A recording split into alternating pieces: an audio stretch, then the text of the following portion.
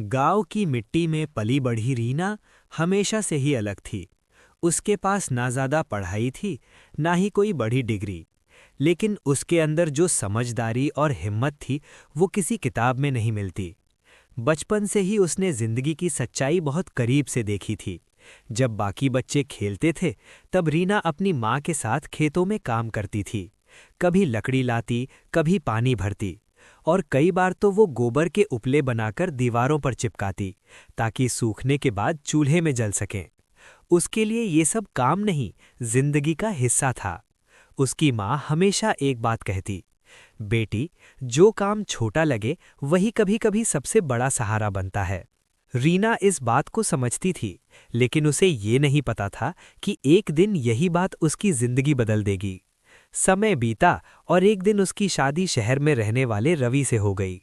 शहर की चमक-दमक, बड़े घर, गैस चूल्हा, सब कुछ रीना के लिए नया था। शुरू-शुरू में उसे बहुत अजीब लगता था। उसे लगता था कि यहाँ तो जिंदगी बहुत आसान है, लेकिन धीरे-धीरे उसे समझ आने लगा कि हर जगह की अपनी मुश्किलें होती हैं। उसकी सास थोड़ी सख्त स्वभाव की थी। उन्हें गांव के तरीके बिल्कुल पसंद नहीं थे। ये शहर है, यहाँ सब कुछ ढंग से होता है, वो अक्सर कहती। रीना चुपचाप सब सीखती गई। उसने गैस पर खाना बनाना सीखा, साफ सफाई का तरीका सीखा, और धीरे-धीरे खुद को उस घर के हिसाब से ढाल लिया। कुछ समय बाद उसके घर एक प्यारी सी बेटी का जन्म हुआ। उसका नाम रखा गया गुड़िया। अब रीना की दुनिया उसी के आसपास घूमती थी। वो हर हाल में अपनी बेटी को खुश देखना चाहती थी। लेकिन जिंदगी हमेशा आसान नहीं होती। एक दिन जब रीना रसोई में खाना बना रही थी, अचानक गैस खत्म हो गया। माँ जी, गैस खत्म हो गया, उसने धीरे से कहा। सास ने तुरंत रवि को भेजा, जाओ नया सिलेंडर ले आओ। रवि गया, लेकिन खाली हाथ वापस आया। आज शहर में हड़ताल है, कहीं भी गैस नहीं मिल रही। सबने सोचा कल मिल जाएगा, लेकिन कल भी नहीं मिला, और परसों भी नहीं। धीरे धीरे 3 दिन बीत गए। घर में खाना बनना बंद हो गया। शुरू में सबने बाहर से कुछ खा लिया, लेकिन रोज ऐसा संभव नहीं था। पैसे भी कम होने लगे। अब हालत ये थी कि घर में चूल्हा ठंडा पड़ चुका था। छोटी गुड़िया रोती, माँ भूख लगी है। रीना उसे सीने से लगा लेती, लेकिन उसके पास देने के लिए कुछ नहीं था। उसकी आंखों से आंसू निकल आते। मैं कैसी माँ हूँ, अपनी बेटी को खाना भी नहीं दे पा रही। उधर सास का गुस्सा बढ़ता जा रहा था। न जाने कब ये गैस आएगी, अब तो हालत खराब हो गई। रीना चुपचाप सब सुनती रही, लेकिन अंदर ही अंदर उसके दिल टूट रहा था। तभी अचानक उसे अपने गांव की याद आई।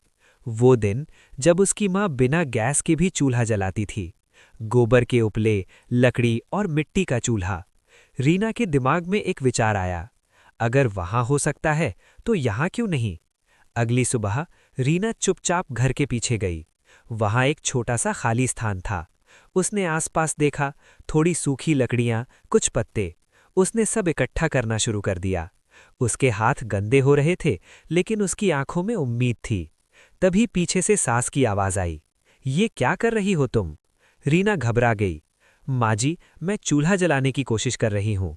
सास गुस्से में बोली, तुम पागल हो गई हो क्या, ये शहर है, यहाँ ये गंदे काम नहीं होते। रीना चुप हो गई, लेकिन उसकी बच्ची की भूख उसे अंदर से तोड़ रही थी। रात को जब सब सो गए, रीना चुपके से उठी। वो फिर से बाहर गई। धीरे धीरे उसने चूल्हा जलाया, थोड़ा सा चावल रखा। उसकी आंखों में आंसू थे, लेकिन दिल में एक ही बात, मेरी बेटी भूखी नहीं सोएगी।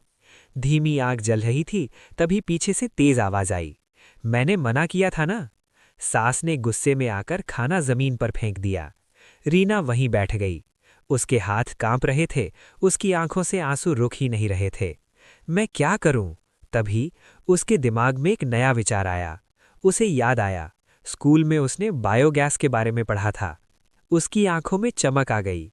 अगर मैं गोबर से गैस बना लूं, तो बिना किसी को पता चले गैस से खाना बन सकता है।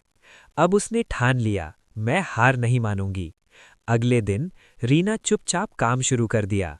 उसने घर के पीछे एक छोटा गड्ढा खोदा, उसमें गोबर और पानी मिलाया, ऊपर से उसे ढक दिया। एक पाइप जैसा रास्ता बनाया। कुछ दिनों तक वो रोज मेहनत करती रही, कभी धूप में, कभी थकान में, लेकिन उसके चेहरे पर उम्मीद बनी रही। आखिरकार कुछ दिनों बाद उसका छोटा सा बायोगैस तैयार हो गया।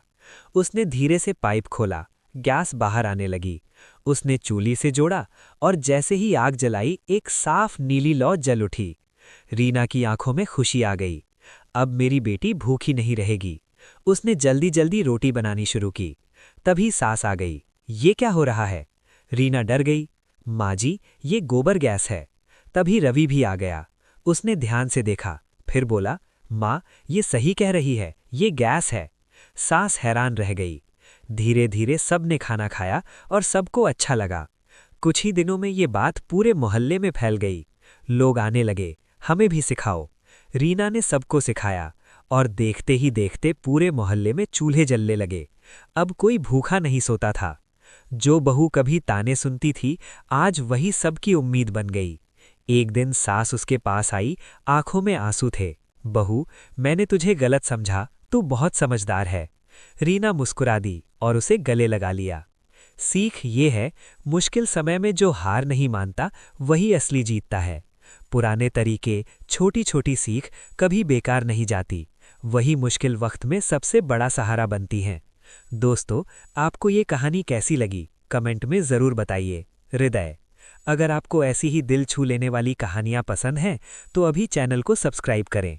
घंटी, यहाँ आपको मिलती हैं इमोशनल, मोटिवेशनल और सीख देने वाली कहानियाँ। धन्यवाद दोस्तों, आपका प्यार ही हमारी ताकत है। हृदय।